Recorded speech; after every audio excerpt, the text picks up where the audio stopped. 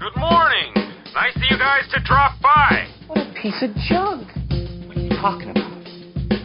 Don't be too proud of this technological terror you've constructed. Look, don't worry. Everything's gonna be fine. Trust me. I don't know what all this trouble is about, but I'm sure it must be your fault. Don't get technical with me. This bickering is pointless. Don't everybody thank me at once. I don't know where you get your delusions, laser brain.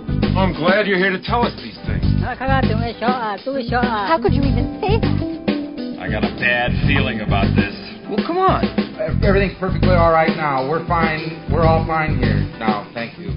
How are you? Would you get going, you pirate? Get in there, you big furry-o! I don't care what you smell! I'm getting too old for this sort of thing. If what you've told me is true, you will have gained my trust. I like the sound of that. Get a shuttle ready. I don't know. Fly casual. Shuttle Tydirium, what is your cargo and destination? Transmission commencing. Hi, everybody. Welcome aboard the Shuttle Tydirium podcast, the mothership of casual play of the X-Wing miniature game. I'm your pilot, Jim Chadwick, also known as Hey Chadwick on the forums. We have our co-pilot, Philip Mead. Hey. Also known as Baba Ganoush. You got controls, right? You're flying this thing? So yes. I sure still haven't been. Is it our chief engineer, Jake Freed? That's me. And watch out for the cranky protocol droid, Jonathan Pierce. I have plenty of things to talk about. All right, and so this is the first ever Shuttle Tydirium podcast. For those of you that don't know, Shuttle Tydirium was the ship only flown once before this for a little mission by some smuggler named Mr. Solo and his furry friend. They take some rebels to the moon of Endor. So we have actually stolen back the ship, and we're flying it for our purposes. They just left it there, you know? I know. And it was completely unscathed when that explosion happened. Right. Yeah, of course. Yeah. That's right. It dove and cussed right before it dove and cussed right before the end, so it was okay. Right. There's a bit of fur we had to vacuum out, but so far it's flying well. And still smells like wet dog. And so what we want to talk about is actual casual play X-Wing. And so we kind of had a hard time figuring out even what to call the version of X-Wing that we have because there's a lot of podcasts and people on the forums and message boards and such, and they like to say, you know, for tournament, 100-point tournaments, you know, lists with the asteroids, and we play competitive X-Wing. And, well, I don't know about anybody else, but even if I play the stupidest version of X-Wing, if I play Candyland, you know, I am playing competitively to win with my father. That's right. That's right. I'm taking you down, little girl. I'm getting that green or bust. Oh, Queen Frostine, yes. So, I mean, I'm pretty competitive. And so, you know, we can't really say, well, we don't play competitive X-Wing. And I kind of wanted to say, well, we play fun X-Wing. But that's kind of like a backhanded compliment to people who play tournament X-Wing because, you know, are they fun? Well, I'm not going to listen to your podcast if you don't think what I think is fun. Yeah.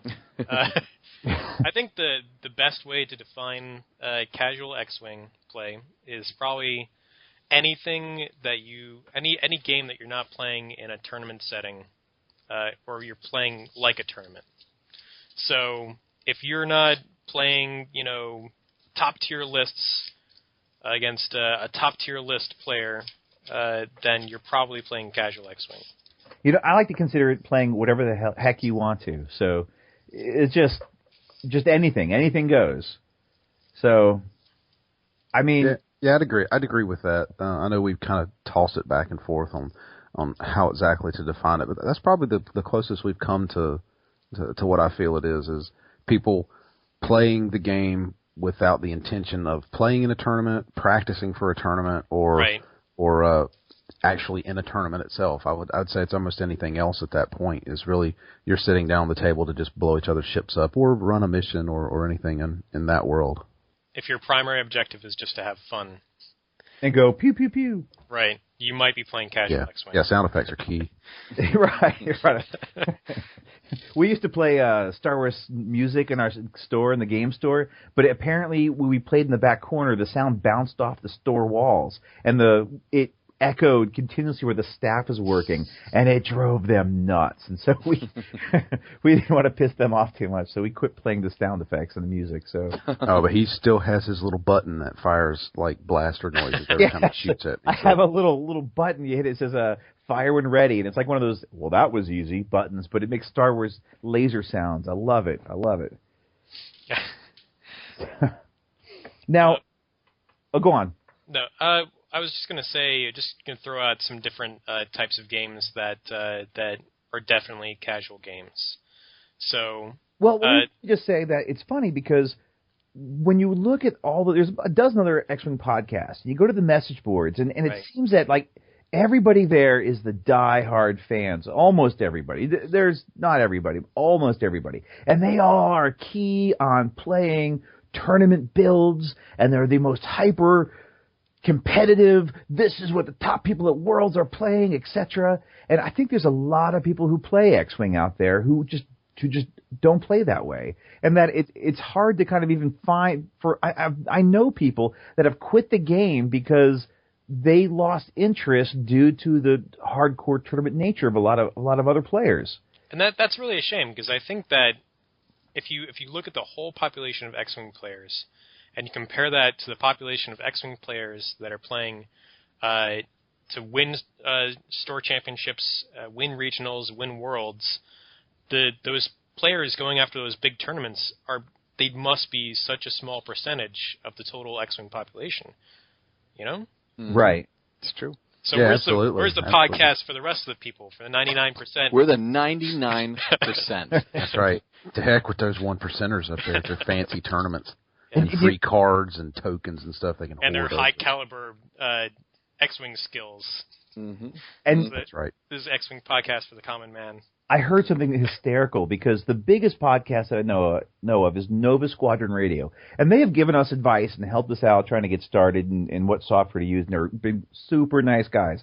And I listen to them, but they are very hyper tournament competitive type guys when they talk about X-Wing, and sometimes it's driven me crazy. Like if they'll review a wave and so many things they just blow off. Oh, this is not going to work out. And I heard someone where there's some recent problem with tournaments lately, and someone called Nova Squadron Radio the Cobra Kai of podcasts. Cobra Kai from the Karate Kid, Yes, sweep the leg. And I just thought that was really hysterical, the Cobra Kai of podcasts. But so those I guess guys that's us out on the beach right now doing our fancy crane kick, trying to take down Cobra Kai. Wax off. But I wouldn't say we're trying to take them out at all, because I say they are the tournament competitive. X-Wing. We're the casual competitive X-Wing guys. So right, this galaxy is big enough for the both of us. Right. Only for now. And so, Philip, you're right. We're going to mention about what the heck is casual play. What are the different ways you can play? And why should anyone be interested in casual play? Right. It's a great question, right? So I think one of the great things about casual play compared to more tournament competitive style play is that you can be a lot more creative with your list building. When you're thinking about playing in a tournament, you have to build your list to deal with the top tier lists that you're going to see, right? Mm-hmm. So if I go to a tournament today, my list needs to be ready to deal with triple jump masters. It needs to be ready to deal with the Palp Aces or Imperial Aces style lists. Those are the things that I need to be worried about. Mm-hmm. And generally speaking, there's only a few lists that do well against those. It's already the lists that are at the top tier. So I'm probably best served by just myself taking triple jump masters or Palp Aces, taking those to the tournaments. And that kind of sucks, because then you can't be as creative as you might be otherwise with your list. Right. There's a ton of ships in X-Wing that don't see any play because they're not competitive on those top tier tables, and there's a ton of types of lists that don't see play because they're not competitive at the top tier. It's like, haven't you ever seen one of those pilots that's not the top edge of whatever ship he's in, and you thought, man, I'd really like to try one of those, but he's going to get creamed if I ever do. And it's like, what about just taking a bunch of lists where you just you want to take that guy, like, oh, Kirkanos. You want to try him just for the hell of it. Mm-hmm. So, wait, he's not a good pilot. Exactly. Write that down. So, let me write that down. Right. Yeah, write that down. Don't fly Kirkanos in a tournament. But so there's the idea of just kind of having fun and whatnot. And I'll even say that when the game first came out, I used to play the missions in the starter set back in Wave 1, and that was actually pretty fun because you could play the tournament way, but then you'd play these various missions, and it was a different game, different point levels, or even just, it wasn't so much about how can I kill the other guy's list and circle around it. It was how can I accomplish the objective and win. Mm-hmm. So you go from a straight-up deathmatch to a more strategic game where you're worried about managing your objectives in addition to destroying your enemy. Hey guys, just to cut in for a second. We may have jumped the gun a bit. I don't think anybody knows who the heck we are. And Jim mentioned playing in Wave 1. I didn't start until later, so I think we skipped it, but it might be a good idea to just explain how much experience all of us have, you know. And that's why Jonathan's the Cranky Protocol droid. Yeah, because you guys are screwing up already. I'm probably, I'm just guessing here, the least tournament seasoned. I don't know all the lists. I can't memorize cards. I got way too much to do in my regular life than to pore over these things like they're encyclopedias. But I've been playing, I don't even know what the wave is, but Jim got me into the game. So he has a better guess of exactly when I've been playing, but call it a year and a half. So anybody who does know the game's history would know about when I started. So I'm probably the least, I'm guessing I'm the least experienced here when it comes to the hardcore game, and probably the most that leans towards the casual, since that's really all I know. So that's actually a pretty good segue into me, Jake, the chief engineer of Shuttle Tydirium. I feel like I'm pretty close to where you are, Jonathan, maybe just a little bit more kind of towards that competitiveness. I got brought on with, Phil brought me on, actually, when we were in Wave 3. Am I correct with that? Wave 2? At least Wave 3. Wave 3, yeah. So I played a lot, I bought a lot, and I really just wanted to get my hands on everything, and I tried my hands at, playing on, on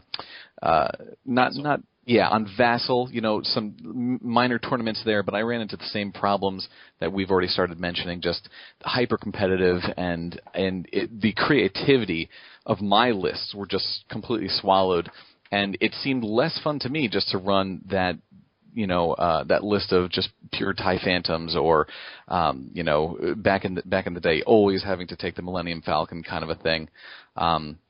It was one of those things where I was like, I want more fluff. I want to bring my Shuttle Tydirium with my TIE Interceptors as just flanking guards. That sounds cool to me. And yeah, I want to put Vader in that shuttle because that's freaking cool. And so that was my kind of experience. I guess that's my turn now. So I'm Phil, the co-pilot, Shuttle Tydirium, and I'd say I'm a moderately competitive player. I've played in maybe a dozen tournaments, and I do pretty well. But I have an allergy. I have an allergic reaction to top tier lists. I've never seriously flown any top tier list in my life, and this is not helping my tournament play. Mm-hmm. But I try to do okay with the just below top tier list, or any the best list that I make.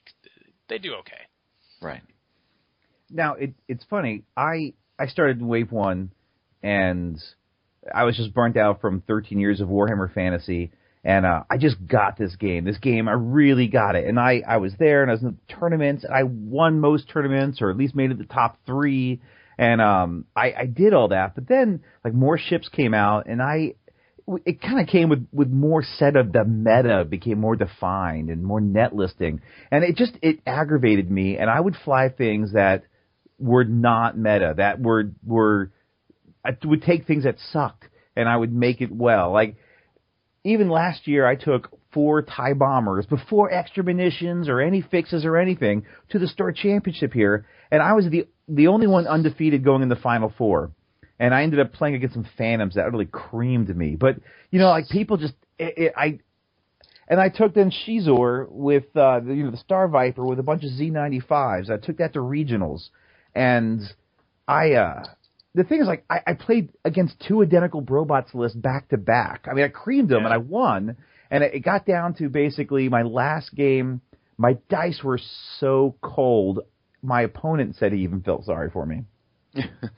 And I would have made it to the top 16 of the regionals for that. And so I'm a good tournament player, but I just get tired of seeing the same lists, or, he's got that upgrade instead of this upgrade. That's not a different list.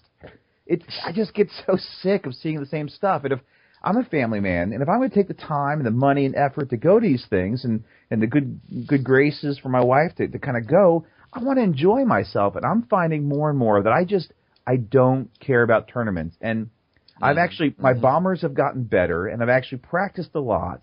And my TIE bombers were ready to rock this tournament season. And I just said, you know what? I'm not going to go to any of them. We've got even a lot more in my general area. And I said, I'm just done. I have no interest in going to the tournaments anymore. Right. I kind of feel the same way. I also flew Shizor and Z95 style list during the last tournament season, maybe 6-7 months ago. And I haven't really found the motivation to go to like store championships in the past few months. But it doesn't mean that I'm not interested in the game. Right. Yeah, I spend a lot of my time, probably way too much of my time, thinking about X-Wing. Right. Yeah, it does sound like you guys spend a lot more time thinking about it than I do. I definitely do. I go to the forums. It's funny because Jim mentioned, I guess, playing with his list and taking it to tournaments. Jim got me into the game about a year and a half ago. It's a long story. I won't drag everybody through it. But the store we go to basically had him and one other person playing. I came in, I was the third guy, the third wheel. And I watched them play and eventually went out and got, I got a starter set. And they had 3 ships available at the time. And actually, if I remember correctly now, and I think I screwed it up the first time, was a Hawk, a B-Wing, and an E-Wing is what they had. That's all they had. This was back when shipping issues and all sorts of stuff were going on. And that's all I had to play with. And it was just the 3 of us. And here we are a year and a half later, and every week there's a dozen, 15 players at our store, which is great. We've got a local Facebook group of over 110 people that started with just 3 of us. Yeah, it's absolutely amazing.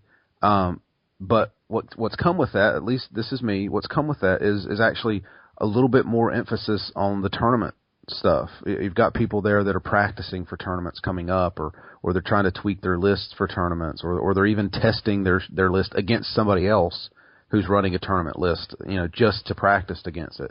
And it kind of, as a almost entirely casual player, I'm just throwing lists together for fun in the 5 to 10 minutes I'm sitting there eating dinner, and it gets run off the table in 5 turns. And Jim's like, well, if he'll stay past 8 o'clock, I'm like, well, I get frustrated by 8 o'clock because I make one mistake, and I'm a fairly good pilot, but if I make one mistake, I'm done against one of those lists with my ad hoc group of ships and upgrades. And the casual stuff is when Jim started saying, hey, let's get away from tournaments, let's get away from this and just play crazy lists, play fun stuff, play scenarios, play the campaigns, play epic. I mean, he brought epic ships out there that was the first thing that got me into the game was walking through a convention and being like, ooh, those are giant ships. I want to fly those and blow them out of the sky or the space or whatever. And I never saw them at the game store. People would buy them for cards, and that was it. Like, they would never buy them to put on the table and shoot each other with. And that's why I love the game is watching my ships get blown up and making stupid noises when it happens. And pew, pew, pew. Exactly, I like to pew pew at stuff. And well, that's actually how I even met Jonathan, because I had bought the Tantive, the CR90, And I play Imperial, so I mean, I've never even actually used the C-3PO card. But I bought the Tantive, and I spent the money on it, and by golly, I wanted to actually play it. And there was a local convention for like role playing and board games. They were trying to branch out to some miniatures and all. And I found out if you volunteer to run 3 games, you can get in for free for the whole weekend. So I've got like a bunch of ships myself. And so I made like a 205 versus 205 point list because I had to add extra 5 for each side just to kind of stuff in that little bit extra.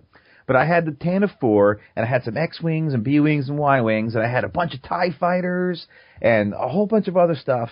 And I ran it for people that didn't know how to play X-Wing at all.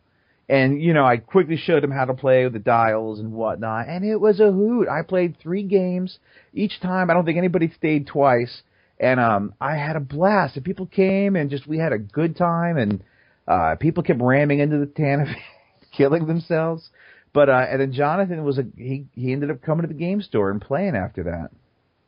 Yep, and there went all of my my money that I was going to spend on other fun things. Suddenly disappeared for the next year or so. Oh yes, it's a black hole for the wallet for sure. And we talked about how we grew the scene, but how I did it was doing all these various fun things. I pulled out the epic ships, and I pulled out a list, and I had enough ships to really fly for people. And I also, there's the Dagobah Dave trench run scenario. Right. I actually printed out an 8x10 foot of Death Star and put out at a table and like at different heights, and I had a trench with actual different trench things, and I printed out these little papered gun turrets.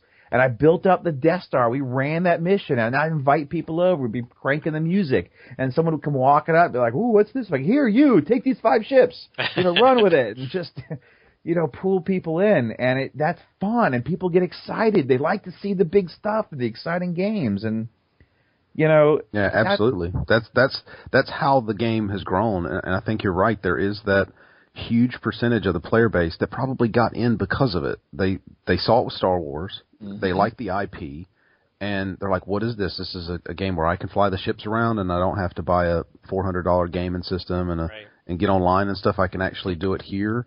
Show me how it's done. And I've told people I work with, I could teach you the game in 10 minutes. I can't teach you to be good because I'm not good, but I can teach you to play the game in 10 minutes. Right. And they find it hard to believe, and obviously they're not massive Star Wars fans, but it's true. The game is simple, and it does, at least to a piece, give you a bit of that Star Wars feel, and I think that's what draws people in. And I think at least to those sorts of fans, the kind of hard tournament scene does scare them away. And when they see those guys in the back corner, going over cards and discussing this, and they talk over their heads, like they kind of zone out. And you lose some of that. So, right. I think one of the most dangerous, one of the easiest ways to not have a fun X-Wing game is if one player is just playing for fun, just a casual player, and the other player is more of a hardcore tournament player, and they don't talk to each other before the game starts. Right. And one of them puts down a list with, that's completely non-optimized, and the other one puts down a, cold-blooded killer list and just destroys the other guy. That's not really a fun game for either player. Right. Yeah, that's true. I've known several guys, that have actually gotten into the game, spent a few $100s on it, and tried to play, but then just get so frustrated with how game night turns out that they just end up they quit, and like they haven't sold their stuff, but they have not been wanting to play and veered towards other games, and I've been trying to lure them back in with various things, and with some success on that. But like one thing to me, because we even talked about like what is Star Wars and kind of what is X-Wing. To me, one of the most fun types of game is a big game where you've got a bunch of generic pilots. You've got X-Wings. You don't have, Luke with this and that, or what. You've got a bunch of X-Wings and a bunch of TIE Fighters, and they're just flying across and blowing each other up. It's just like, it's so cool to me. That's Star Wars. That's X-Wing. Right. All the nameless pilots going at it. Yeah, absolutely. Yeah, that to me is one of the great things that that got me into the game, as Jim mentioned, is just this giant scenario he did with nameless pilots and ships that none of us knew how to fly at that point, obviously, but it was fun because every turn it was just like, am I going to survive or not? Did my stupid, boost across the board going to get me killed, or am I going to be the daring pilot that somehow pulls it off and makes it through and kills a bunch of stuff? But when you get the further away from casual you start getting into, I can make that big move because my guy can barrel roll and he can boost and he can use his fancy shield upgrade and he does this thing that kills you automatically no matter what you do. And like now you're getting into too much kind of bookkeeping, to me, to really enjoy the game. And when I look across the table and I've got 5 ships and they're all really neat, or I've got 4 ships and they're really neat, and I see you with 2 ships and 1,000 cards, I'm like, this isn't going to be fun. I know that as soon as I, basically set my ships on the table. Like, this guy's got something that I have no idea what it's going to do to me, but it's not going to be pretty. And that scares me away. And I can only imagine that scares people who just have a base set. Or just have a handful of ships away.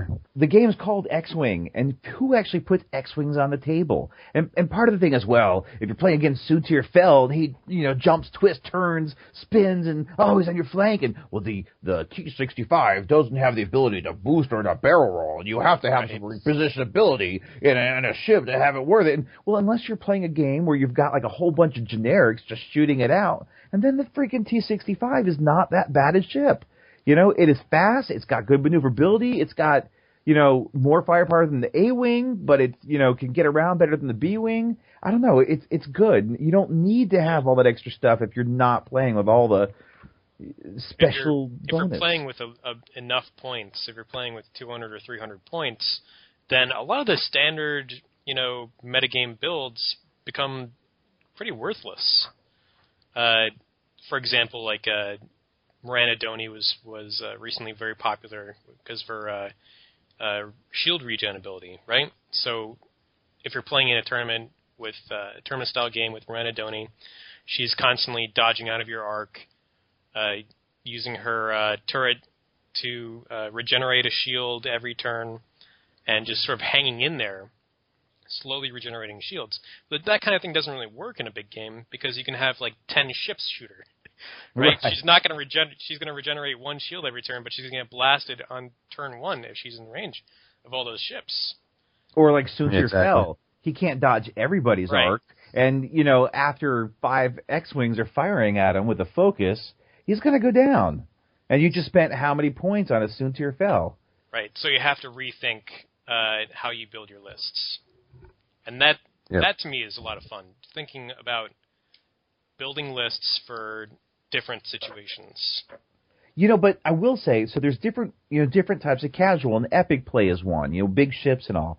But I have to say that they're technically epic is where you pick 300 points versus your other person's 300 points. And it's basically the same thing where you are trying to punch the other guy's face in with your 300 points. And I hear about these epic tournaments, and like most people take these decent moderate lists. So then there's those jokers who take full of Y-Wings and K-Wings with TLTs, and they max out, and it's like, it just becomes like even more horrible version because you've just spent all this time setting up for a game, and then it's done in 30 minutes because someone's got like the super uber broken awesome magic, stomp your teeth out list.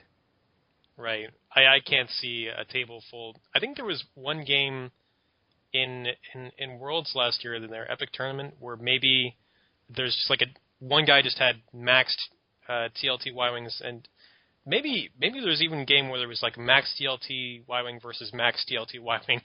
Yeah. Just like the most boring game on earth. Right. And so to me, there's also technically cinematic play, which is basically play whatever you want to. And so when I play X-Wing, I like to play cinematic because I'll play with the epic ships and so many points, but it doesn't have to be 300. Maybe it's like the 205 that I did before. Maybe it's 250 or 400. And I find I like it when the two people that are playing it, or even if you're playing in groups, either have one person make both sides or you talk together, and you try to make it a balanced game so that the fun of it is in outflying your opponent and outthinking your opponent, not in out building a better list than them. Yeah, that outflying part is actually what kind of drew me into it so much was, hey, if I can, use my positioning and what I know my ships can do, and I can better kind of guess or predict where my opponent's going to be, then I've got a good chance of beating him. But it feels to me like the further we've gone in the game, the cards are winning the games. The pilots are winning the games, not the actual player. It's, this list is built so that if you get in range 1, I do 2 damage to you no matter what. Like, I don't have to roll. I can just, boop, you take 2 damage. So all I have to do is get my fat ship, into a position that it's close enough to just automatically hurt you. Well, where's the strategy in that? It's true. It's true. Just I'm going to march up the middle of the field and hope that everybody runs into me. That's right. And it kind of goes back to the spirit of the game too. I agree with you, John. The thing that kind of drew me in was that maneuvering when Phil brought out his X-wings and I had TIE fighters. It was like, oh my God, I got a barrel roll, and if I do that, I'm out of the firing arc, and that was just fun. And part of it, like you were saying, Jim, was the cinematic part. Was like, I feel like I'm in the Star Wars universe. This is a little squad of X-wings, and I've got my TIE fighter squadron here, and that was like the real familiar. Episode 4, you've got the TIE fighters and the X-wings fighting over the Death Star, and that gripped me right there. That drew me in because that was part of the Star Wars IP, and I really liked that. Right. I think that the main hook that gets people to play the game is that it's a Star Wars game, right? Everybody recognizes Star Wars, like probably every friggin' person alive on Earth. Especially now, yeah. Yeah. At this point, you I recognize. If you've seen a TV, you've probably seen a piece of it. And even your grandma knows Star Wars. So. Exactly. And it's interesting because it's at once it's so important for starting people off to play the game. But then I feel like the more competitive you get, the more you concentrate on the pure gameplay aspects of X-Wing, right? Mm-hmm. So it's an interesting split. It's an interesting disconnect because when you're first playing, you're interested in flying X-wing versus TIE fighters. Right. But then when you've graduated or whatever, if you become a hardcore tournament player, you don't care who your pilots are, what their names are really. You care what their abilities are. You've whittled down the game of Star Wars into an equation, essentially. Exactly. And it becomes a nameless equation. Right. And you say that, and there's Math Wing, because basically there's Major Juggler, statistician, I can't say that word, but who's gone out and actually created an algorithm, and he's got the jousting efficiency of every ship, and he's boiled it down. Oh, this one is overcosted by 2 points because it's and he's ciphered it down, and it's almost like, oh, that's so horrible. It's like soulless, Right. Not that I'm trying to bust on him. I know he's trying to do it for the tournament, So does that mean I can make my own ships now? Like I can fly like crazy stuff that I've made up? He's got, I'm sure, the formula that I bet he could. And sweet. It's crazy. All right, I totally need that for casual play. I want to weld something together and out of the junk heap that's just going to be fun to fly around. And you talk about the joy of outflying, how I got into the game, because I had heard about it coming out, and I heard it was really fun, but by golly, I've been spending 13 years playing Warhammer. I've been painting and et cetera and doing this game, but getting really fed up with how it was being lately and just kind of the game balance. And I had gone to a tournament in South Carolina, and I had just spent all day playing 3 games, losing 3 games of Warhammer. And I just was so frustrated. And I consider myself a good player. And someone pulled out the starter set. It was like, hey, I haven't played this. Let's, figure this. We read the rules and kind of looked at it, and it was his kit. He's like, here, I'll fly Luke Skywalker and R2-D2. It's thematic.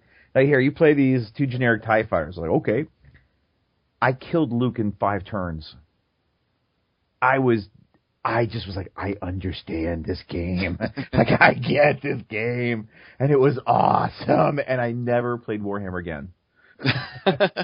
Yeah, but I guarantee you, as they're speaking to, that was the Star Wars that sucked you into it. Like, you understood the tactics of it, but you probably would have never played it. It's funny, I'm looking at the notes. If it was called Sky Flyers, I think is the name one of you guys threw out here. If it didn't have Star Wars attached to it, you're right, you probably wouldn't even pick it up off the shelf. And there's probably been games incredibly similar to it, because one of our buddies was running one at a convention that used, I guess, modern or semi-modern fighter jets. And it was incredibly similar to Star Wars. He was running it on the table next to the one Jim was running Star Wars on. And I kept looking over. I'm like, man, that looks so cool. So does this, and this is Star Wars. And I don't know what any of those ships are, but I know what all these ships are. But it looked like it played it a very similar way. But I'm drawn to the Star Wars side of it, not to the current, timeline and current jets and missiles and things. And I think that's what draws people to X-Wing first, is that, it's Star Wars, I like Star Wars, and it's a game I can play.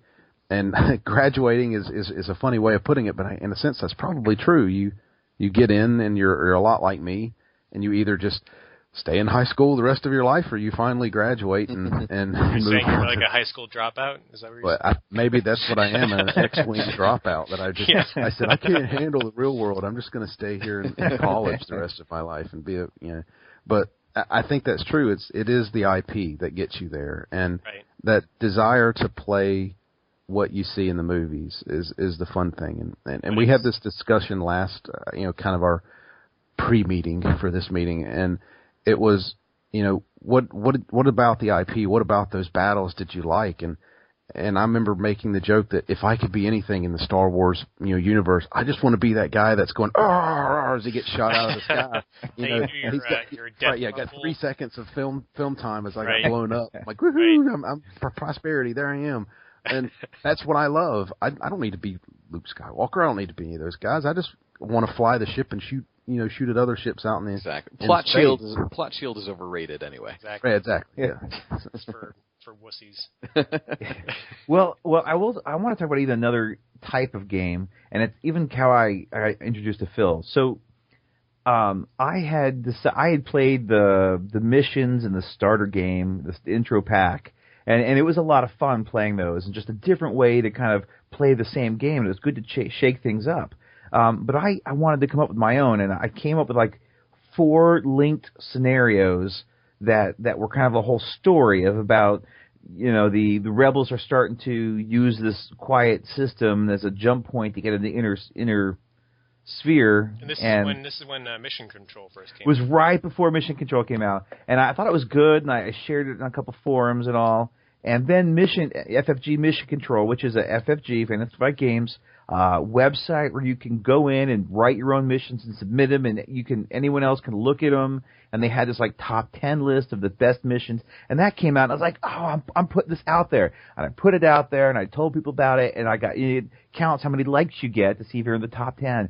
And mine were just like number 11. It sucks to be just below that threshold. And that one did not go up to 11. It was the top 10. And I got so pissed. I was like, this one guy, he's got the most up there, Baba Ganoush. He's got so many missions. And I read them and like, dang, they're good missions. And eventually, I started messaging him and, about various missions. And I tried some of his missions, and they were awesome. And I call Phil the king of mission control, because he's got the most missions of anybody, and they're all really good, or most of them at least. I call myself the self-appointed Grand Pumbaa of mission control. There you go. Yeah, and we're happy to have you as co-pilot here. That was good enough to get me co-pilot. Yeah. So you took the top 10, and the guy who couldn't make the top 10's flying the ship. Oh God! I just wanted to edge you out one time. Yeah, just once. And like I have to say, one mission he did was really cool. It was because you ever have that where you've got so many players, and then there's just 3 of you wanting to get a game in. Mm-hmm. You know how awkward it is at the Absolutely. store? So that could be a bit of a pain, but there was this one mission, and it was a 3-way game where basically the rebels needed to steal something from the Imperials, but they didn't have enough they didn't have enough manpower to do it, so they hire scum to go in with and raid them.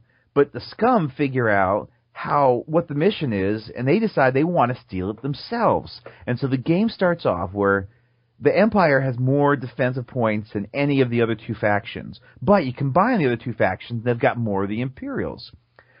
But at some point, the scum declare, this is it, I'm going for it, and they can start shooting at the rebels as well. Right. And the rebels can shoot back. Backstab the rebels and try to steal a thing for themselves.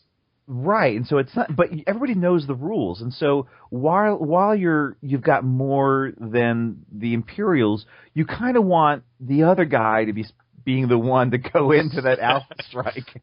You're kind of like edging the other guy to want to get hit in the face first and really be the one to duke it out while you hang back, and so it kind of makes it easier a little bit for the Imperials to actually be defensive.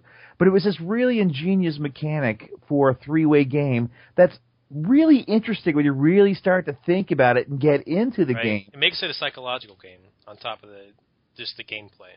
Right, the whole strategy. And the thing is like, it's X-Wing. Everybody knows X-Wing. You've been playing X-Wing. But this is like, and not only that, but there's different ships. Some ships are better because like X-Wings in a mission on a big map, bigger than 3x3, like a B-Wing's too slow.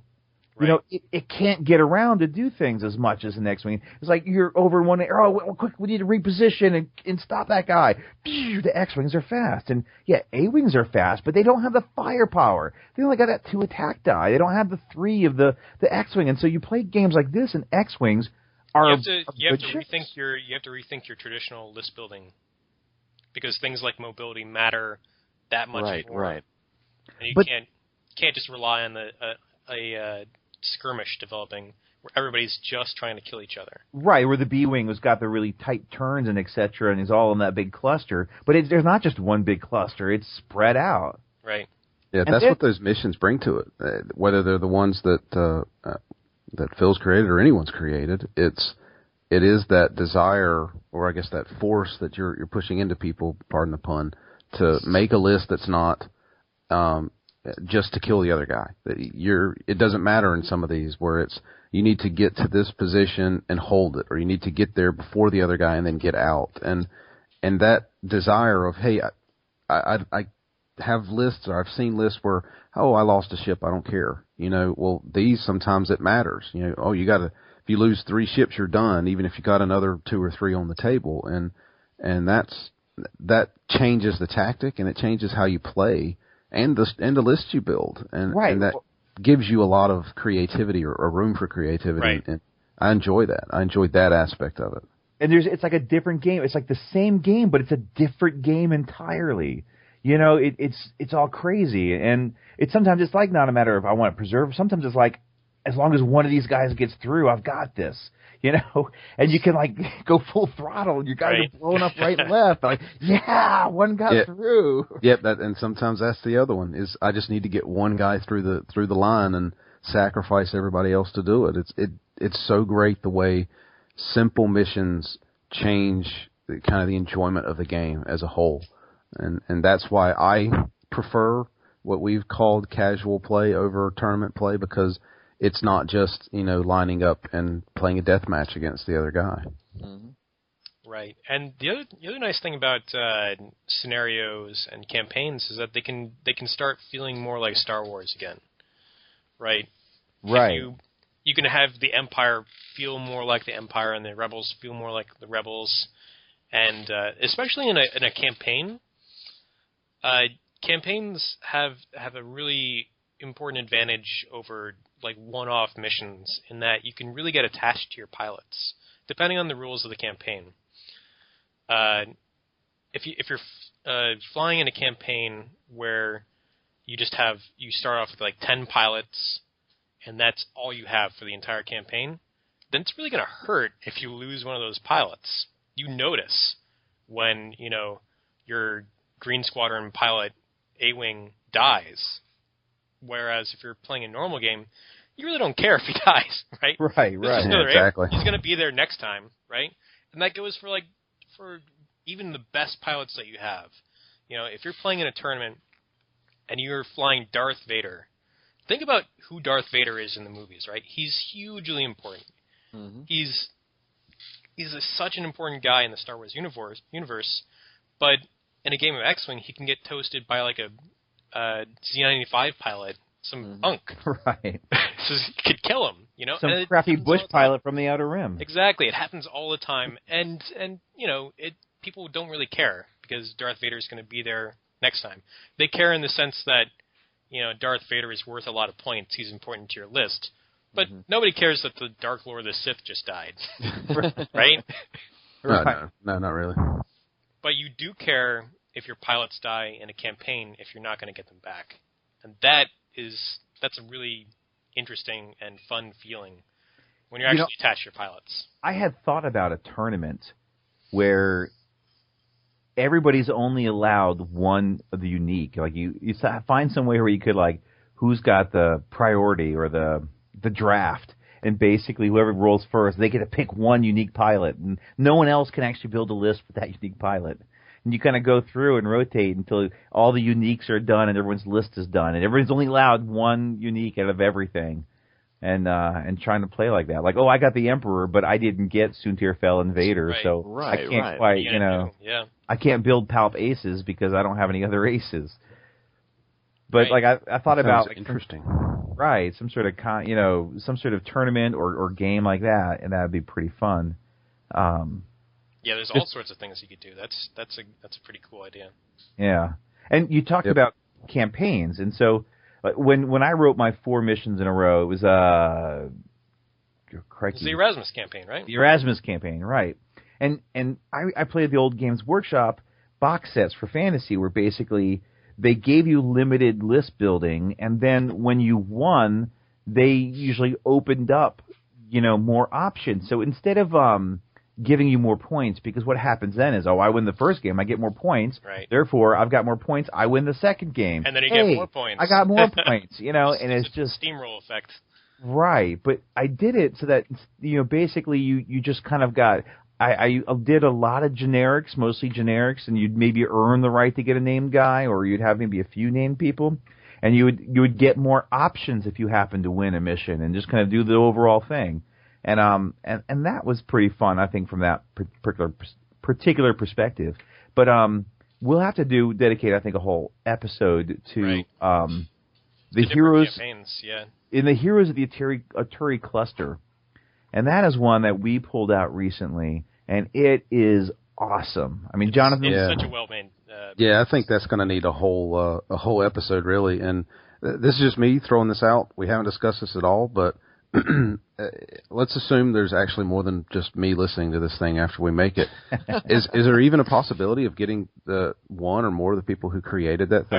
I was going to suggest the same thing. Because I, if nothing else, I just want to give them a "we're not worthy" because I have loved it. It's actually reinvigorated me to play the game, even though I got blown out of the sky on Thursday. But it was still, I love it, and it's actually. We've seen more people that Jim's mentioned that have left have actually come back and want to give it a shot because they enjoyed playing that campaign. And I think we could dedicate a whole episode to it, so I don't want to waste a bunch of time discussing it tonight. I think we could easily have a Heroes. But, it's great. And anything like that is great because I know my gaming group has done similar things with seemingly very shallow games in the past, and we did one with Space Hulk. If anybody knows what Space Hulk is from the 40K universe, we created a campaign system for it that I won't go into detail, but it suddenly changed the way you played the game, and that's what all these campaigns do,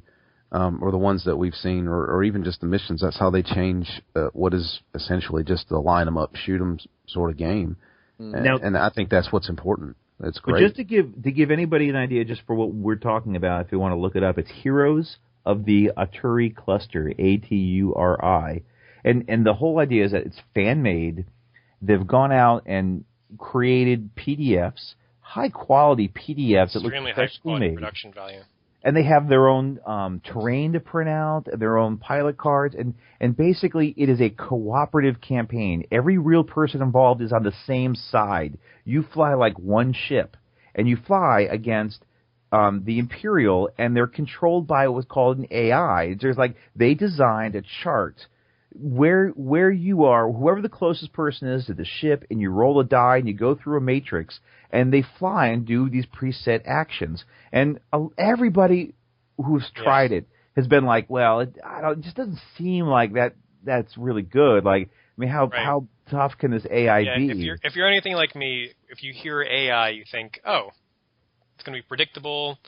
That's going to be easy to kill.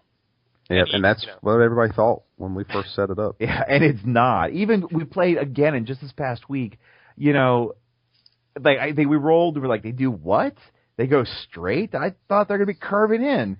And then I do like a K-turn because I thought they're going to be curving in. I'd be right behind them. And it turns out I K-turned like right in front of these guys, like a whole new wave of TIE fighters. And I got shot up a bit. I was like, dang, AI, this really isn't, what... Right. Yeah, so it's not that bad. Yeah, it's definitely really good. And if you're still listening to this podcast and you're interested in casual play, give it a look. Download it or read it or I know we've got multiple stores around here, Jim, that are actually doing it now. They have nights set aside just for it. You can download it and read the rules, maybe cut some things out, but it's free and it's awesome and it's cooperative. It's everybody's on the same side. You're all. It's such a different way to play the same game, X-Wing. It's still X-Wing, but it's not like, I beat you. You're all on the same team. Yeah, we blew it up. It's so much fun. It's really cool. Like I can't even, we gotta just dedicate a whole show to it, but it's just amazing. Right. And playing campaigns like that, playing scenarios, it's something that not everybody even really knows about, right? I'm constantly, I'm spending way too much of my free time on forums and Reddit, and it's a question that I see on like a weekly basis. I'm interested in playing missions. Is there anything out there? There's a ton of stuff out there. I have like a forum response now that I give people. Copy paste. Here's a bunch of missions. These are good ones. Check them out. This is mission control. People, I'd say at least half of X-Wing players have no idea that mission control even exists. Yeah, I definitely didn't until Jim started mentioning it. So I'd never heard of it before. Right. Well, that can be a good segue to what we want to do. Jonathan, you want to talk about it? Stand by alert. Set star approach. Estimated time to fire range 15 minutes. Yahoo! Got him! I got him! Great kid! Don't get cocky! Chewie, get us out of here! We, I guess, starting this whole thing, we decided we needed to focus on something, I guess, casual as we try and keep going into, but missions that already exist. Obviously, there's mission control, but these are missions that we probably all have, and they all sit right in front of us every single time. Yep. Assuming you didn't just throw the instructions away when you open the ships. And right. I think we decided. I'm sorry. In case you all don't know, FFG has made a ton of missions, like 16, 17 missions. They come in the expansions. Anything bigger than one of those plastic blister packs usually has a mission in it. Yep. And you've probably thrown away about 100. Yeah, especially some of those people. Yeah. And I think we decided, you know what, we've got a new wave that came out, and there's 2 ships that have missions in them. Let's give these things a test. Let's try them straight out of the box. Let's try them by the rules that they give us to make our own lists. Let's give these things as much of a test drive as we can and see if they're fun, not fun, if they're worth trying or if they're worth throwing away. So I think I hate to steal the captain's seat, but if you guys, we can start with the Ghost one. That's the one I played most of, or did you want to try? We want to make this a normal segment and call it the Ready Room. Ooh. So everyone ready to go to the Ready Room? Yeah, I think it's a good time let's now. Go. All right.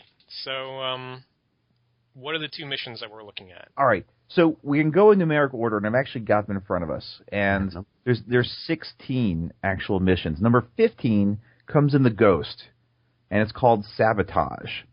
And it's actually pretty thematic, and it fits in with the whole Star Wars Rebels kind of plot. Which, and if you haven't started watching, it's well worth your time.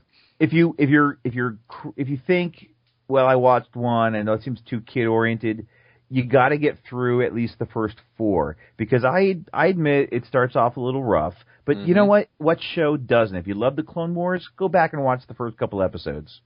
You know, they really weren't that good, and it gets better quickly. But overall, so this mission is basically the Ghost is been off on a mission, and one of their numbers, Sabine, who's their bomb expert, needs to be picked up from this asteroid belt. And she's been out planning explosives. And so you get your 6 asteroids that you take turns spreading out, and then there's these 6 tokens. One of them is Sabine. The other ones are these little thermal exploders. You flip them upside down, shuffle them around, and you put them on the asteroids. And the Rebels they have a list in the mission that says, here's these lists. It was, pre-built ships, or you can get so many points to build your own. Right, 79 points, I think. Right. Or then the Imperials start off with the Inquisitor and 4 Obsidian Squadron pilots, or you can get 79 points to go through it. And the idea is, at the beginning of the second turn, you flip over all the tokens, and that's where you know which ones are bombs and which ones are Sabine. And by the end of turn 5, the shuttle from the Ghost has to land on that asteroid without any damage to pick up Sabine by the end of turn 5, or the mission's over, the Imperials have closed in, and Sabine's captured, and that's the end of the game. Right, and when you pick up Sabine like that, immediately after you do that, all of the asteroids that have explosives on them explode, and anything caught in that gets essentially a thermal detonator type of damage. Which is 1 damage and 1 stress. Exactly. And the asteroid blows up and is no longer there. Is that right? Yeah. Yep. Oh. Played that wrong. Well, anyway. But yeah, that's the basic mission, and I know Jim and I tried it. I guess both of us playing Imperials, both of us playing the Rebels, and back and forth, and then we tried the same thing with rebuilding lists just to see what we could do to it, what was good, what was bad about the whole thing. Right. I know I certainly have plenty of opinions on it. I don't know if anybody else does. I don't want to take all the time. Jake and I also played this. We played once where I flew the Ghost with a reconfigured squad, so I built a squad myself. Mm-hmm. And I played just the standard, Inquisitor with the generic pilots after that. Right. So, do you guys want to talk about your games first? Let's just have a quick summary of all the games. How did your games go? I'll take it, at least the first portion of it. Jim and I both, when we did the first flip through with just the stock lists, we both had the unfortunate luck of having Sabine basically be in the Imperial's edge, or right at the Imperial edge of the asteroid field. The farthest field. it could be. Yeah, as far as possible. And I guess, and I think we're in agreement in this, if that's where they end up, it's going to be a really tough slog for the Rebel group, because they basically have a giant meat shield with no real agility that has to run this gauntlet of ships. And particularly the Imperials know what they're block. Yeah, if they try and block you with all these little low pilots, then it's going to be tough to get there in 5 turns with anything left on that Ghost to actually, survive after that, after actually picking them up. But that's how our first couple games went, was we just had the bad luck of it being there. And I think that positioning, in my opinion, is a little bit of a bad part about the mission, is if it happens to be right on the Republic edge, then you can pick them up really quick. And those asteroids blowing up is actually very, very huge. It doesn't sound like much, but I know one of the games we played, it destroyed me, like as an Imperial. I mean, I lost like 3 ships, and it just was perfectly timed that it took half of my force out. So I think the positioning of Sabine, although it's random, is is kind of case in point to how the mission tends to go for the rebels. Right. Because we had the asteroids close together in kind of a big cluster, Mm-hmm. and so when they went off, there were multiple ships being hit multiple times. So when I read the rules, it seemed to me like when you have ships in range of multiple asteroids, you get a maximum of 1 damage. I'm going to pull up the rules real fast, but going while he's doing that, anyway. while he's doing that, Jonathan, when we played our game, actually, it was very much the same as what you were talking about. We had our asteroids kind of spread out across the map, and I started at one end, he started on the other, and it just so happened that fate decided Sabine was on the asteroid directly in front of the Ghost. Right. Very convenient. So in turn 2, or it must have been turn 3, I apologize, but we had the Phantom kind of jump out and land right on it. Phil was extremely skilled with maneuvering that thing, and that was like almost end game there. My Inquisitor went down really fast after that, and then the bombs did a couple points of damage, like 1 or 2 of my ties got hit and stressed. So yeah, I think you're right. I think that the random element, it's very fun because you don't know which direction to go, but should I go for that asteroid or should I go for this one? But you're right. If it ends up on one extreme or the other, I mean, then it's very, very it's favoring one side very, very much. Right. So I'm looking at the rules now, and it says for detonation immediately after the operative token is removed. That's Sabine. Each ship at range 1 of at least 1 obstacle with an explosive token on it suffers 1 damage and gets 1 stress token. So, yeah, we played it wrong. Oh, see, I would have beat you. I would have beat you if you hadn't done even that. if it was rougher on the Imperials, still had some trouble there. But another aspect of the lists because we played with the list they gave you, because we wanted to try how was it, how did they give this?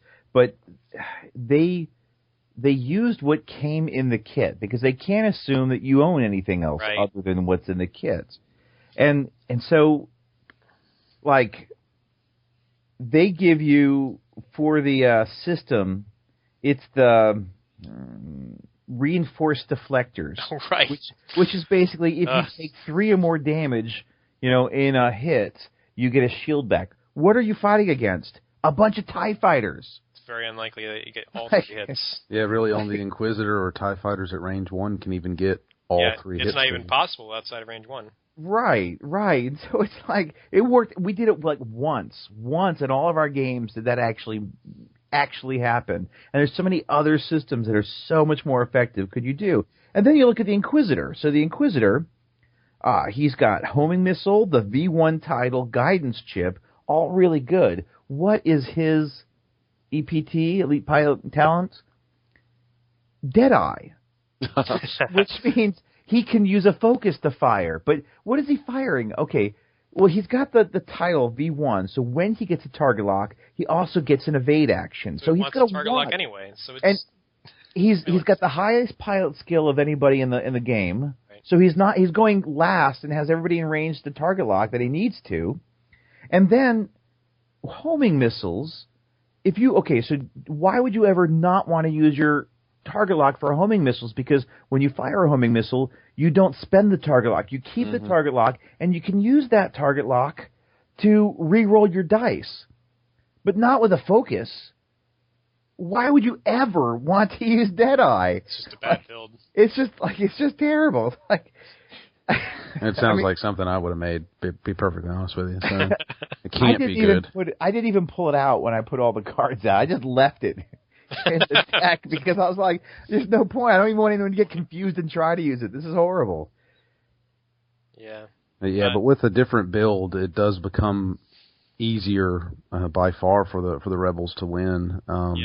Especially if you start leaning towards the towards the tournament end of things and putting on cards that I know I've seen on tables that people are destroying me with. So right. So when I built my Ghost list, let's see, what did I have here? I had Hera as the pilot instead of Kanan, fire control system, ion cannon turret, Lando Calrissian crew, Chopper crew, because it's 0 points. Lando was insane. Lando was really good. And experimental interface, and the ghost title, of course. So what I would do every turn is, plot like a green maneuver. Then I could do a little repositioning with Hera, switching between green maneuvers. And then I would take first action would be an evade, and then I would trigger experimental interface, which gives me another action from that's printed on a card, and I would take Lando's action. Hello, what have we here? Yeah, and the kind of the nice thing about this is that Lando actually thematically hung out on the Ghost for an episode. Yeah, he's in an episode of Star Wars Rebels, so it's like a young Lando Calrissian. Yeah, early in his scheming days. But yeah, and then you roll the 2 green dice from Lando, and if you have decent luck, then you end up with like a focus and something, maybe an evade also. And you could have a pretty impressive stack of tokens on the Ghost at this point. Yeah, and even the pilot they give you, Kanan, he's not the worst pilot, but what he does is, his ability is, if he's got a focus, he can spend a focus to make one guy's attack, one attack die less. But okay, here in this mission, who are you fighting against? A bunch of freaking TIE fighters. You can make one TIE fighter go down by 1. And it's not even, the thing is, as it's built in that mission, it's just better to actually just take an evade rather than a focus most of the time. Right. Because your evade, when you spend an evade token, you're canceling not just one of the dice that your opponent is rolling, and that may end up being a blank. You're canceling out a hit, right? Yeah, exactly. So if I have the choice between stopping you from rolling one of your red dice and canceling one of your hits, it's always better to just cancel one of the hits, because the worst you can do with that red dice is a hit anyway. Right. So I think almost any of the Ghost pilots besides Kanan was best, or maybe if you just went the unnamed recon specialist who gives you 2 focuses when you do a focus action, that might have been okay. But we were trying to stick with the crews that came with it and all. And then they put Hera as the shuttle pilot, and that's just not really the best option. She's better as the Ghost pilot, or there's so many better shuttle pilots. And then then because she's the most expensive one, you've got Predator, and that's it on the little shuttle. And when you've got a turret you could do and all sorts of stuff. But right. So when my attack shuttle pilot was Ezra with Push the Limit, and oh my gosh, and he's quite hard to kill because I think in that match I had every TIE shot at him, right, and his ability was going off every single time. It was just amazing. Right. He survived without getting damaged once. Ezra's ability is when he's stressed, which is going to be every turn because I have Push the Limit. Yep. He can turn 2 of his focus evade results into evade results. So not only is he getting his normal, evade dice, he's rolling them, and he's automatically getting his permanent evade rolls. Yeah. He's permanently focused for those evade rolls, which is just so good. Right. I picked up so many evades like that. And you got TIE fighters shooting 2 dice, and the shuttle gets 2 defensive dice. Oh gosh. Yeah, and I was at range 1 for a couple of those shots too. I think 2 of them were at range 1, and 2 of them were at range 2. He did not take damage. It was just real. Also, probably in hindsight, it was probably really good rolling on your part. It was above average rolling, but it wasn't that awesome. It wasn't amazing rolling. It was good rolling, and it was very good defense. Yeah, what it sounds like to me is that we all enjoyed the mission. At least that's what I'm getting, because I did enjoy it. Yeah, yes. The stock mission, the stock mission out of the box with the stock ships and stock loadouts isn't the best way to do it. I think that's my opinion. The mission's fun. It's definitely a neat change of pace, and especially with that weird point total to build to.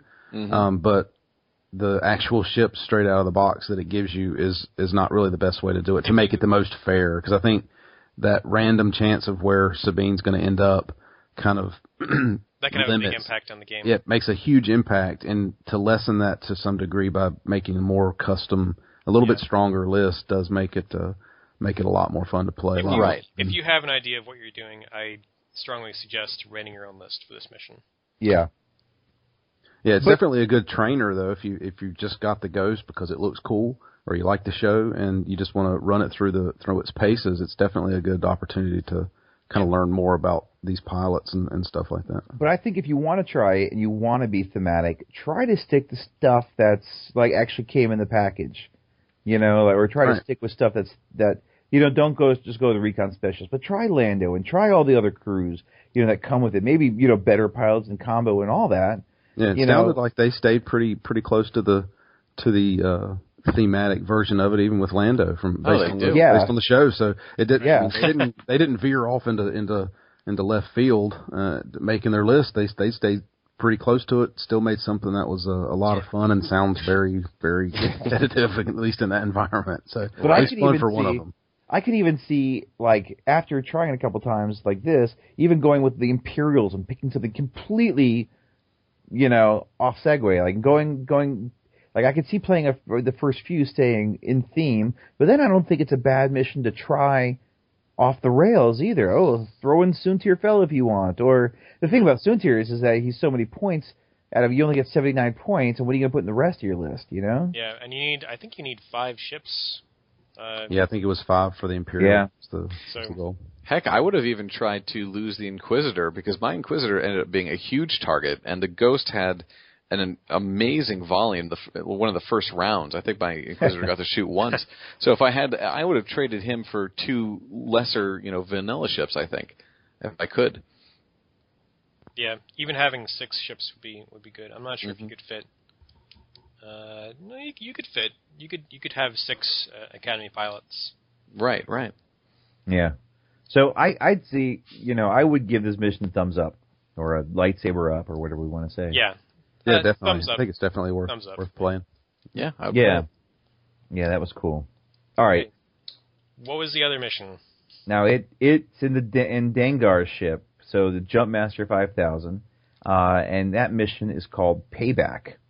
Now, just anybody who doesn't know, and one thing, I got more into the lore of Star Wars by playing X-Wing, because I look up who all these crazy pilot names are. Like, who are these people? And I'd look up, and I thought, oh, that's pretty darn cool. And Dengar is someone who I thought was cool. I listened to an audiobook of one of the Bounty Hunter Wars, and I didn't like it. He was a bit wimpy. But like everything else about Dengar I thought was really cool, so I kind of like him. He's like the anti-Han Solo. Well, he was like a pod racer, or maybe it's something other than pods. Because a swoop racer. And swoop. Han Solo was in a match, young Han Solo, and Dengar was going to win until Han Solo cheats. And then Dengar gets in this huge, massive crash. He gets all banged up, and the Empire comes in and pays his medical bills, but they turn him into a assassin for them, and he's got to pay off their medical bills, and like they cut off a lot of his emotions, and so he hates Han Solo. If he had medical insurance, yeah. It's the cautionary tale. Yeah, this was before Obamacare. Yeah, definitely. There was no individual mandate. It was a long time ago, guys. A long time ago. Far away. And so the whole plot of this is basically he is outgunned. So basically you get a Dengar of this pre-built list, or 56 points of your own choosing with just Dengar, and you're going up against at least 4 ships of 100 points of rebels. Yeah. But what happens is that he plans ahead, and he's got these hyperspace jump points. Really risky. So he's trying this really risky thing. He's trying to basically ensure he has 1 prisoner left. So his goal is to kill 3 and leave 1 guy alive, who then surrenders, so he can quiz to find out where is Han Solo, and then the rebels will pay him bounties on the dead other rebels. And so you spread out the asteroids, and then the scum player gets to put these 3 jump points on the board. And how it is at the end of a turn, you can choose to hit that pre-programmed jump point, and you zip there, and you start the next turn, and you have to be within range 1 of anywhere that jump point, facing any direction you want, and you lose all tokens on you. So if anybody's target lock you, it's away. If you're stressed, that's gone. You're halfway ioned, gone. All that stuff gone. So, but once you do that, that jump point goes away. So you can only do each one once, but you can do it 3 times. Right, and this gives you a pretty significant advantage positionally. Yeah. Right? But it's important to remember that that repositioning happens before everybody plans their dials, right? So it happens at the very end of the round. You reposition, and then everybody knows where everybody is when you're actually planning your dials. So it's not like you can completely surprise somebody with this. And there's another caveat that I talked to someone in the FFG forums, and basically you put out 3 jump points, and then your opponent picks one of those jump points, and that's where you start the game. You don't start back on your starting line. And so what he said, that he planted one in the backfield thinking, haha, later on I'll jump over and be behind my opponents. But his opponent said, okay, you're starting at that jump points. And it was right where he put all his ships. Right, and he can set them up. Crap. And he got reamed like in 1 or 2 rounds. He was like, well, all right, let's try this one again. Yeah, that kind of thing can definitely happen. So how did y'all's games go when y'all gave this one a test? So I actually played this one with my brother who also plays, and we both made our own lists because I took one. Yeah, again, I took a look at this pre-built list and I couldn't have it. So let's see, what did I build? My jump master was Dengar with Rage, Zuckus Crew, Overclocked R4, Countermeasures, and Plasma Torpedoes. So Rage is that pilot talent that it's an action you can take. You get a focus token, and you can re-roll your attack dice, but you get 2 stress tokens for it. You get to roll 3 attack dice for every attack that you make that turn, which normally is just 1. But with Dengar, his special ability is if you shoot at him and he's got you in his firing arc, after your attack, he can attack back. Right, so you can potentially have 2 strongly modified attacks per turn, which is or if you had Gunner, you could do your normal attack, have someone shoot at you. If you happen to miss, you can shoot again and get 3 attacks. But right, and then on top of the Rage modification, I also had Zuckus Crew. So Zuckus Crew is, I think, 1 point, and his ability is you can force your opponent to re-roll their defense dice, and you get 1 stress for that. So you can push through your damage more reliably if you have Zuckus Crew. Right. And then the Overclocked R4 also ties into this continuing stress theme. Overclocked R4, the ability there is when you spend a focus token, you can gain a stress and assign yourself another focus token. So you can regenerate your focus tokens continuously if you just pay the price in stress. So between Rage, giving me 2 stress every turn, Zuckus, who stresses me once every time I have my opponent re-roll 1 of their green dice, and Overclocked R4, giving me a stress for every focus token I regenerate, I was generating around 7 to 10 stress per turn. Right? It's an insane amount of stress, and it would be completely non-viable if it was any other mission, but because it was this mission, you can just micro jump and you shed all that stress all at once. So you could have a really powerful round of attacking with all these abilities triggering, and pretty good defense too, because Overclocked R4 also works on defense, right? You're spending the focus token defensively. And on top of that, I had Countermeasures. Countermeasures doesn't see a lot of play. It's a modification card. I think it's 3 points. And you can discard it and increase your agility by 1 value. So you're rolling an extra green dice. And I think you can also throw away one of your opponent's target locks that they have on you. So you can roll, I was rolling 3 green dice one of those rounds, early rounds, and I had permanent focus. So yeah, well, the good thing about throwing away the target line, the opponent's target lock, is you actually throw it in the trash. They can't use it again. They can never use it again. Right. I know it's 3 points, but you can make them get rid of that target lock for all time. Yeah. So I had this list that was very much built to be optimized for this mission. What did your opponent take? Because I've been curious about, even what to take against this. But go on. So my brother had a Y-wing with a twin laser turret and the stress bot R3A2. And he had 2 B-wings with 2 different cannons. I think he had a Mangler cannon and a heavy laser cannon. And then he had just a binary, I think a Bandit Squadron pilot, Z-95, with a tracer missiles. So, and both of the B-wings had advanced sensors. That's also important. Okay. So he was also building his list knowing that I was going to have this repositioning advantage. So what he could do, if I jumped behind him, he could almost always, even if he was in the middle of the asteroid field, and this is generally, what I was trying to do the whole game was fly around the outside of the asteroid field, draw him through the asteroid field, and then jump behind him.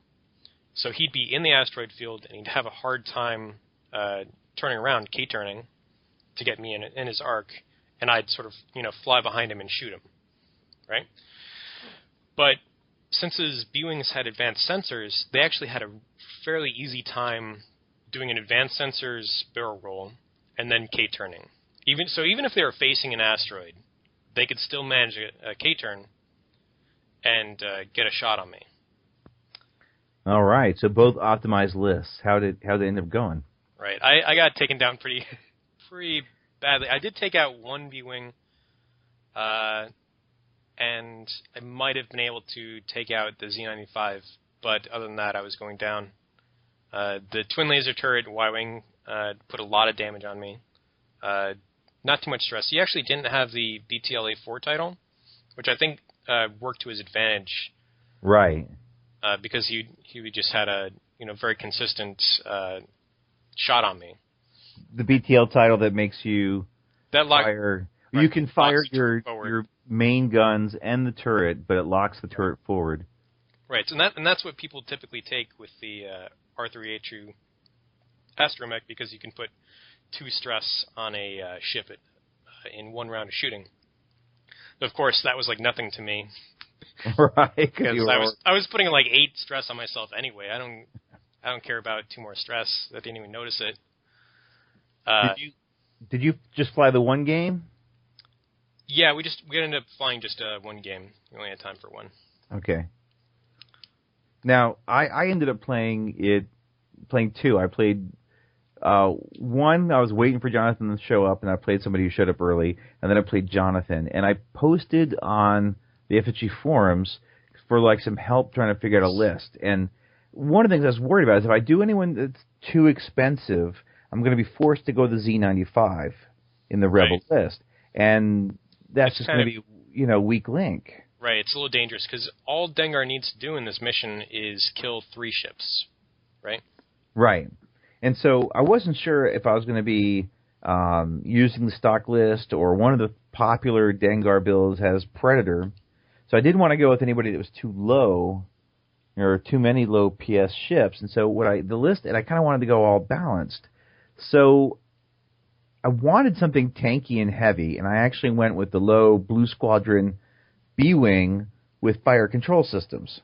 So that's a nice tank, and it gets the extra target lock, and it can do some damage if it's in range. And then I wanted to have something zippy, and I threw in a Green Squadron A-Wing with the title to give 2 talents, and I ended up picking like Push the Limit and Outmaneuver. So a little zippy little or A-Wing who can If he gets you out of arc, you reduced 1 green die. So I wanted that. Then I thought just some X-Wings were good because they're fast, maneuverable, but they hit heavy. And I went with a Red Squadron pilot, which I spent a little point extra because I didn't want that rookie in case of Predator. And Garvin Trays, Red Leader, who, when he spends his focus, he can pass that focus along. There's a little synergy there. And I gave some, like, R2 Astromechs. And you, when you were building this list, I think you were mainly worried about gaming it too much, so you're kind of worried about building something that was too strong, right? Yeah, I didn't want to build anything that was going to be like I didn't want to pick 4 TLTs. Right, that's the easy win button. Right, it's just lame. So, I wanted to make it a game, so something that doesn't suck, but something that, if flown right, can really do a lot of damage. And so the first game, I had not flown Dengar at all. My Dengar, my first time using it, and I kind of got out there and I used Rage the first opportunity that I had, and I kind of plinked on the A-Wing a little bit, but he kind of dodged a lot, and I just kind of rolled a lot of blanks, which is really aggravating, and re-rolled the blanks. And then I was stressed, and then I ended up getting bumped, because like he came all in at like a united front, really, and used his A-Wing as a bumper, and he was a kind of newish player, but man, I just got utterly creamed. Right. Like, the bad thing about Dengar is that Dengar kind of flies predictably, and I found this working against me too. Is that my brother had a pretty easy time anticipating where I was going to go, because you're always trying to keep people in arc. Right, and I really didn't know how to do it. Actually, I didn't really always try to keep him in arc. I thought, there were times I did, but I was still trying to do the get around and shoot with the turret and use, because I didn't want to be in front of all those ships at the same time. So I was trying to kind of only want to face them when it was to my advantage. Except I just flew badly, and like I lost, all my shields and some of my hull in the first couple turns, and after that it was me trying to fly around, and I think I managed to kill one ship, and then he took me down. And that was it. And then I ended up playing Jonathan, and I'd learned I was like, I had Gonk, because the one that they give you has Rage, Plasma Torpedoes, Gonk, where you can do the slow shield regen, and then R5P8, also known as Painbot online, because he's the one, you shoot at Dengar, and he shoots back at you. You roll an attack die, and if you roll like a hit, you take a hit. He's got like a blaster rifle strapped to his right. his helmet, his dome. Yeah. Feedback array and guidance chip and the Punishing One title. So nothing crazy. But I thought maybe when I flew against Jonathan, I was like, I'm going to be flying the away, because I want to get a couple turns where I can go gonk, gonk, gonk, and rack up some shields, because I'm going to need those. Yeah. But then Jonathan kind of tried to do a pincer move at me, and I was like, oh, screw this. I'm going to go after one of the pincers. And so, I turned in and ended up shooting my plasma torpedo right away, because I didn't even get to fire it last time at Garvin. I was like, you know what? I'm just going to do the torpedo. Right. Boom, and I shot it, and I hit, did some damage to Garvin, and then Garvin shot back at me, and then I pain-botted Garvin, and then I shot back with Dengar, and I was able to take out Garvin, in that first round. Nice. And Jonathan, I don't know if you want to give any thoughts you had, into the layup, or what you thought of the Rebel list you had in your hands, or... Well, it was, I'm going to keep it short because we're kind of starting to run long, but I don't play those ships very much, so that's going to be my first defense. But the second one is I have no idea what the new crazy-looking ship can do. So I kind of went in it blind, really completely blind. And he essentially tells you the whole story of that match. He basically, in one turn, killed one ship, and then the next turn he one-shotted the A-Wing, and that was pretty much over at that point. So I basically blanked on the green dice, and he one-shotted the A-Wing, and that was pretty much it. At that point, I really had no shot. He never even touched the B-Wing. He didn't even shoot at it. So the big tanky ship, he just kind of left doing its own thing. I tried, because I learned in the first game, I was like, oh, this is really bad. So I ended up doing my S-loop, but the A-Wing ended up K-turning behind me, and I was like, oh, crap. But I'm like, hey, I got a turret. I'm like, I'm rage. Yeah. And, I was at range 1, so 4 dice, and I just got lucky and nailed him. And then he had K-turns who didn't have a focus, and he ended up rolling like all blanks, and it was just 4 hits. Boom, boom, boom, A-Wing dead. It was a pure luck. But I was like, I'll take it. And I ended up using like barrel roll to get away further a lot more often, and I used the jump points a lot sooner than I would have in the first mission, because like I could just die if I don't do this right. So I played a lot more cautiously and conservative with Dengar, and and I ended up winning that one. But so I think, I don't know, I think it takes a bit of play. I think that one is a good one to try, and I think it's one even with the same opponents, swapping sides or rebuilding lists, and seeing like what is your list and what do you take to finish them off, and as long as you don't take a bunch of TLTs, I think it can be right. That's the main thing with this mission, is that it's just too easy to imagine a list that is an auto win for the rebels, right? Because if you bring forward TLTs, there's essentially nothing that Dengar can really do to win, right? I mean, you can try to use the micro jumps to get close, but then you can just scatter with the Y-wings. You're not going to be able to stay in range 1 of like all of them, I will say that I've been looking online a little bit at Dengar builds, because I wasn't sure if I was going to build my own, but we didn't have time to do any more than 2. The push the limit with engine upgrade does your standard like Fat Han or Fat turrets, right? Where you basically like, ha ha ha, I arc dodge out of your firing arc and I blast you with my turret, ha ha ha, come chase me, I'll just keep doing it all game, how much fun, ha ha ha.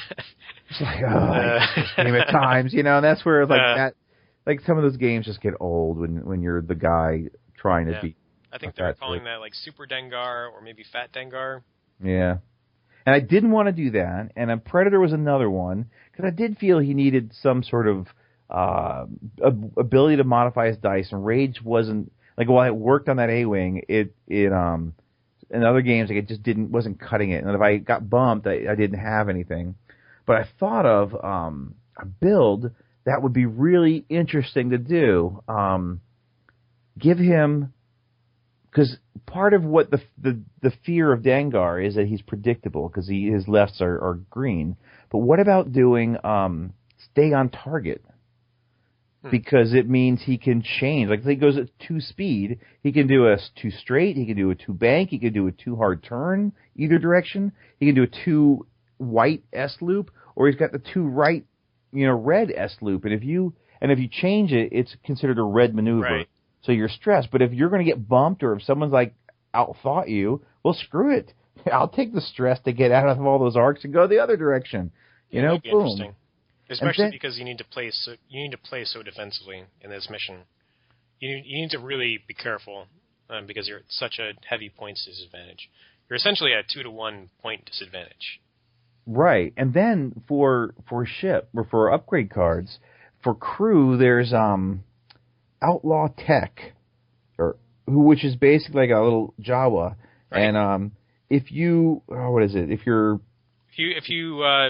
do a red maneuver, you get 1 focus token. Yeah, you get a free focus, and so hey, you just got to do a red maneuver to escape, but boom, you got a free focus, right. And then have K4 with a K4 security droid as the other ones are basically you spend a focus. You could only have one of those though, because I think there's only 1 crew slot on the Jump Master. Isn't there R4 Agromech? That was it. Yeah. R4 Agromech, where if you spend a focus token you get an attack, you get a target lock. So then, if you're doing a red maneuver, you're going to have the focus and you're going to have the target lock. Yeah, it's not bad. So I thought like that would be an interesting way to kind of make Dengar unpredictable, and effective. And I thought like, hey, that's actually using stay on target, which everyone says is a bad card. So I thought that would actually be a fun build to do. Right. But yeah, so I do know we are getting kind of late. Yeah, we should probably close it out. But what's everyone's verdict on this mission? So, I thought it was interesting. I'll be honest, you guys are starting to put me to sleep there with all your card talk. So that's why I got quiet for a while. But I think it's neat. I only got one chance to play it. I definitely want to try it again. But it's like the other one. I have a feeling that the book list or the list that comes out of the set's probably a little under optimized, and it could be taken a lot further. But as it stood, it was fun. It was just frustrating not to have the dice go my way. Yeah. I think that's one that if you play it multiple times and tweak it a little bit with the same opponent, it will be more rewarding. Like if you just try it one off and then someone happens to like get a list that just smashes you or you do something wrong, like, oh, that was dumbish, and you shelf it. But if you actually like, hey, rack and stack again, or let me tweak this a little bit more, or and then you beat them, and the other person says, oh well, I want to counter tweak it. And like this, I could see this being a mission that you actually would replay. And get more enjoyment out of it the more you kind of fiddle with it. So this is a mission that has a really cool concept, but again, there's some critical flaws, namely that if the rebel player really wants to win, there's essentially nothing stopping him from just taking 4 Y-Wings with TLT, right? So common decency. Common decency is the only thing standing between you and an auto win. Or loss, depending on who you are. But that aside, the concept is really cool. I like it, but I do think it could use a little bit of a tweak. I think that I think it might have been a better mission if instead of you doing your micro jump before dials are programmed, if once all the dials were down, you could do your micro jump. So that way it would be a lot more of a, it would be a surprise to the rebels, or, more of a surprise. So the rebel player would constantly be trying to guess whether the scum player, the player flying the punishing one, was going to do a micro jump that turn or not. So they'd have to hedge their bets a lot more. Right? Yeah. As written, they know by the time they're programming their dials whether that micro jump has happened. So it could be a lot. It would be more of an advantage that way for the punishing one player. Well, it might be too much because if they go something like Gonk, much, but yeah, Gonk will go regen the shields. It might give you just too many rounds where you're regenning your shield. Yeah, I mean it could be too much advantage, but it would be something I would want to try. I think that the mission could use a bit of a tweak. Okay. At the end of the day. All right. Cool. All right. So I guess this is going to be the end of our first ever recording of the podcast, and we hope everybody had a good time and enjoyed it and actually got something out of our rambling. I think once we kind of gotten past our first one and kind of what we're trying to do and what we're gaming about, we kind of get into some various things. I know we've got some ideas, like we want to do an episode on the Heroes of the Aturi Cluster, and maybe even get one of those guys on here. Also, I've even got an idea for a mission of Bounty Hunter Rodeo, where basically you've got a game master running some Rebel Aces, and you've got one person playing a unique bounty hunter like Boba Fett, one person playing Dengar, and you basically have a whole bunch of these bounty hunters that are trying to outgun each other and see who can kill the most of the aces. That sounds pretty fun. I could kind of go into more of that and kind of that, and I think there's a lot of different ideas that we have, and if anybody wants to get in touch with us, please do. Now, Phil, we do have an email. Is that correct? Right. So it's the.shuttle.tydirium at gmail.com. I think we should probably put that in the show notes somewhere. Right. That's the email for the podcast. And anybody wants to email us to tell us, you guys suck, or hey, great show, or it was almost good. Whatever you want to say, just let us know. We'll direct just all email to the Shuttle Tydirium. Yeah, we'll ignore the bad ones. No, so we're not going to get any email. I'm assuming, ignoring all the bad stuff. No, just kidding. But I hope everybody had a good time. We've got a lot more things we want to talk about in the future, but it's running a bit late, and we just we want to get this one out the door. I hope everybody had a good time. I had a good time tonight. Yeah. Yeah, this is I good. didn't get to complain about enough stuff, but I guess this was We'll let you complain in episode 2. Yes, good. I have a whole list of things here that y'all didn't let me get to, and I'm very mad about it. Feel the hatred. All right. So I guess with that, we can go ahead and say, adios. Thanks for boarding the Shuttle Tydirium. We hope you enjoyed your flight. Yeah, get out. All right. Bye, guys.